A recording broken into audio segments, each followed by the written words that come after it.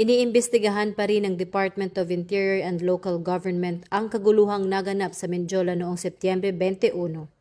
Ayon kay DILG Secretary John Vic Remulla, may kabataang minor de edad ang naengganyo at posibleng nagamit ng mga nasa likod ng insidente. Sa ngayon, nasa 217 katao ang iniimbestigahan, kabilang ang 75 minor de edad.